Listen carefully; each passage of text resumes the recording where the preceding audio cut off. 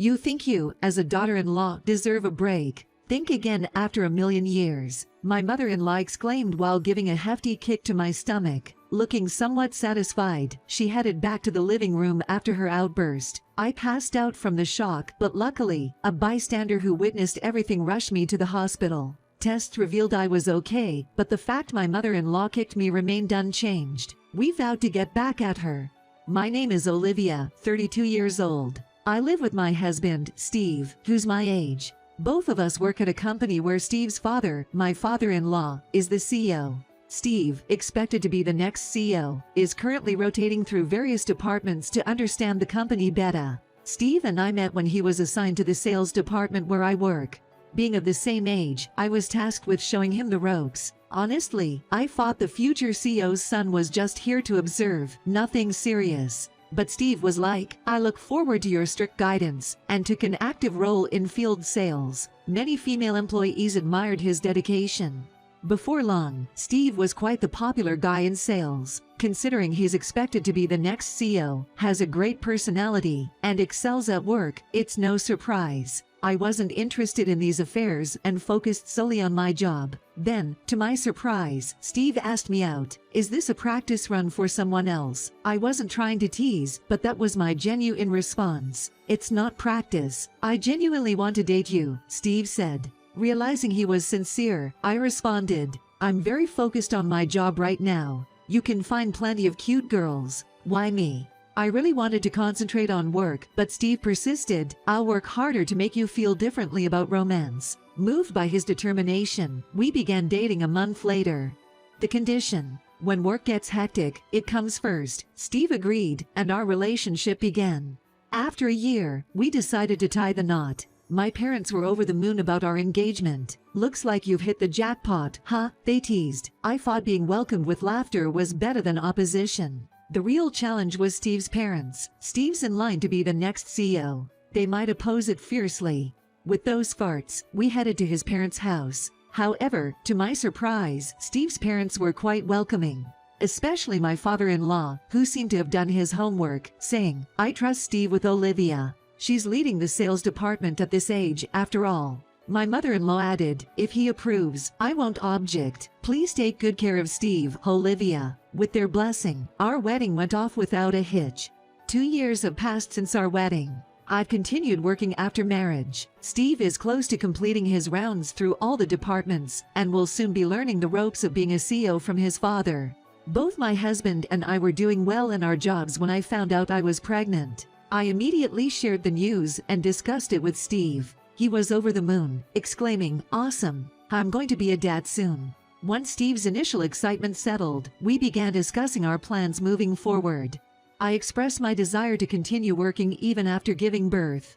Fortunately, Steve respected my opinions. Then, we contemplated how to break the news to my in-laws. Actually, during our wedding, my mother-in-law, who had accepted our marriage, now harbors resentment towards me, feeling like I took her son away.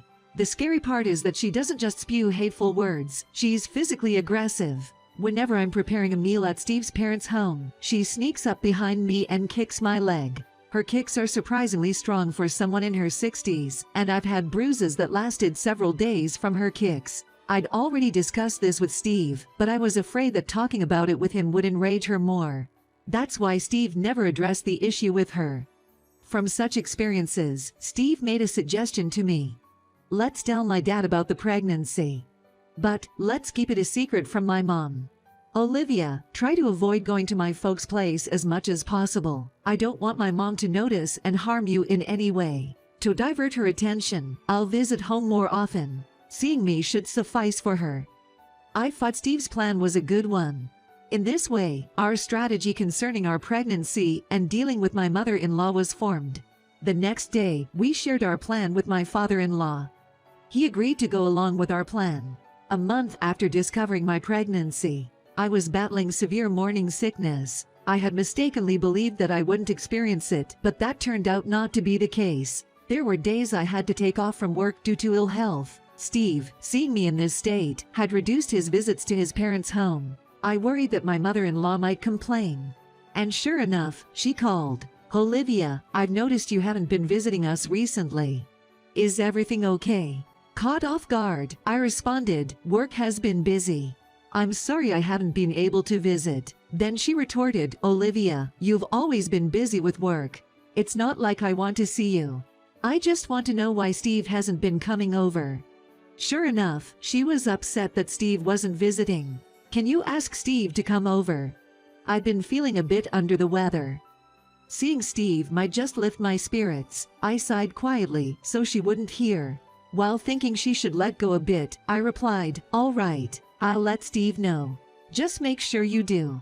And don't bother coming over yourself, Haga." With that, she ended the call. I relayed the conversation to Steve immediately. "Your mom doesn't seem to have caught on about the pregnancy, but she's upset that you're not visiting. I'm okay on my own. Could you visit her?" Steve hesitated. "Seeing you like this, Olivia, makes me reluctant to leave." Steve did say that, but I still think it would be troublesome if she found out about the pregnancy. I managed to convince Steve, and he agreed to visit his parents' house. A month later, Steve had started visiting his parents regularly.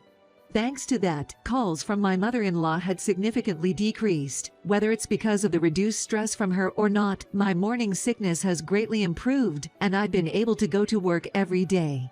However, something happened one day. After returning from his parents, Steve blurted this out. "Hey, in a couple of weeks during the long weekend, the relatives are gathering at my folks' place for a dinner party. My mom is insisting that you come." Steve's family holds these kinds of gatherings a few times a year.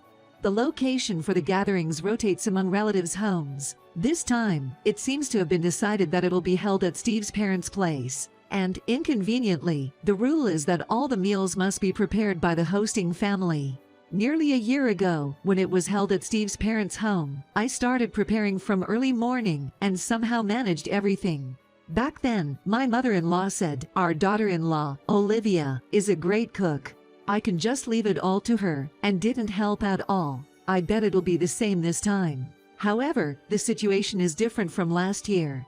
Although my baby bump isn't too noticeable yet, I'm undeniably pregnant, and, unfortunately, both Steve and my father-in-law have work that day. Still, I felt it was necessary to attend. I'll do my best so that your mom doesn't get suspicious. No, let's skip this one. I'll figure something out with my dad. It's okay. My morning sickness has subsided. We have a long way to go in this pregnancy, so we need to handle situations like this. Who knows what your mom would say if she noticed? Are you sure you're okay? Yes, I'm fine. Just leave it to me. And so, I was set to attend the family gathering. On the day of the family gathering, I went to Steve's parents' house early in the morning and started the preparations. As expected, my mother-in-law didn't help at all and was just waiting in the living room for the family to arrive. By noon, the relatives began to arrive. Steve and my father-in-law still weren't back, but the party started. All the dishes I prepared were lined up. My mother-in-law seemed to want to take credit for the tasty dishes, saying things like, "I taught her how to make this. And she asked me to teach her that recipe too," proudly showing off to everyone. "Amy is a great cook. I can understand why she would ask for recipes." The aunts praised my mother-in-law, and she was beaming. Even after serving all the dishes, my job wasn't over. I had to constantly refill drinks and such. There was no time to rest. About 2 hours passed, and it was about time for Steve and my father-in-law to return. I was exhausted, and as I approached a chair in the kitchen to rest for a moment, the very next moment, my mother-in-law came over, swung her leg, and it hit me right in the stomach. "What do you think you're doing, sitting down? A daughter-in-law should always be standing." The force of her kick knocked me off the chair. Despite the pain, all I could think about was the baby. I didn't expect her to call for help, but I asked her anyway, "Could you please call an ambulance?" "What do you need an ambulance for?" "It was just a little kick." "Don't be so dramatic." As expected, that was her response. She then left me in pain and returned to the dinner. What should I do? I felt something was very wrong. What if something happened to the baby? But I couldn't do anything and eventually lost consciousness. When I came to, I was in a hospital. For a moment, I was dazed, staring at the unfamiliar ceiling. Steve noticed I was awake. "Olivia, are you okay? I heard my mom kicked you in the stomach." His words brought everything back to me. "That's right, the baby." I sat up abruptly. It's okay. The doctor said not to worry. Really? Yay, it's true. My husband supported me as I weakly made my way back to the bed. Wait, how did I get here? It took me a moment to piece things together. I called the ambulance. The one who said this was Emma, Steve's 87-year-old grandmother. I told my mom about your pregnancy. It was my father-in-law who informed me of this. I thought it'd be good to have someone at the dinner party who knew the situation, and I thought Mom would be the best fit. It seems his judgment was spot on. Emma had been subtly keeping an eye on both me and my mother-in-law. Once I regained consciousness and it was clear that the baby was fine, Emma said, "Well, shall we go and get back at that silly woman?" with a hint of mischief in her voice. When we returned to Steve's family home, it appeared that all the relatives had already left. There were a ton of dishes left in the kitchen.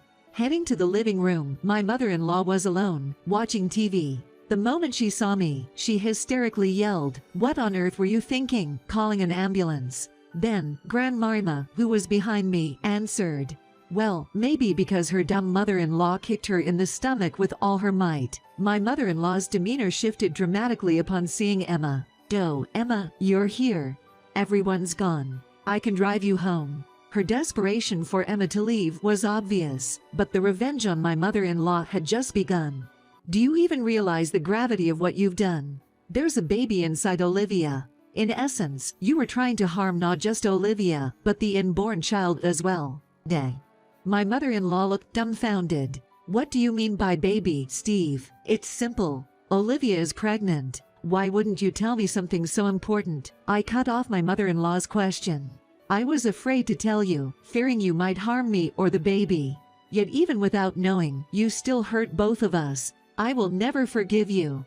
"What's with that tone? It sounds like I've been physically abusing you all the time. Did I say something incorrect? In fact, every time you've hurt me, I've gone to the hospital and have these medical records as proof.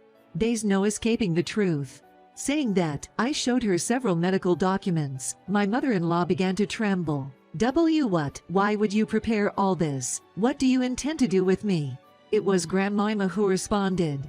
"We'll take these records to the police. You'll likely be arrested for assault. Plus, we have the company's lawyer ready to pursue a civil case as well, so be prepared."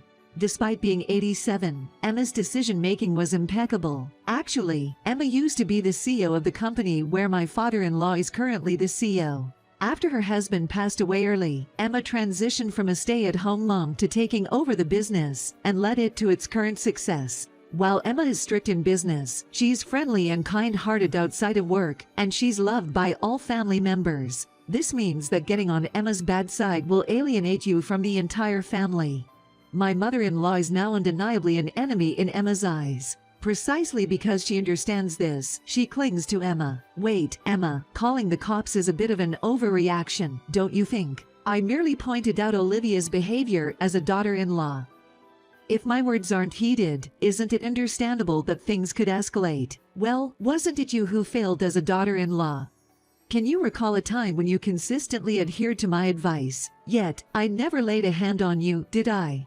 Resorting to violence is always wrong." Rebuked sharply, my mother-in-law could only remain silent. The story continues. We gathered all the evidence and filed a complaint with the police. The police acted promptly, and my mother-in-law was arrested. We intend to ensure she faces the consequences and will not settle out of court. Furthermore, we decided to claim damages. Emma worked closely with our attorney, and we will seek the maximum compensation from my mother-in-law. In the end, my father-in-law, who remained silent during that tense moment with my mother-in-law, presented her with divorce papers. He could no longer sustain a marital life with her, especially after Emma's involvement. Thus, my mother-in-law was faced with a challenging retirement with a criminal record and debts. On our side, a few months later, we safely welcomed a lovely baby. Grandma Emma visited the hospital and even held the baby. Although we anticipate challenging days ahead with work and raising our child, we hope to enjoy our new life together with Steve's cooperation.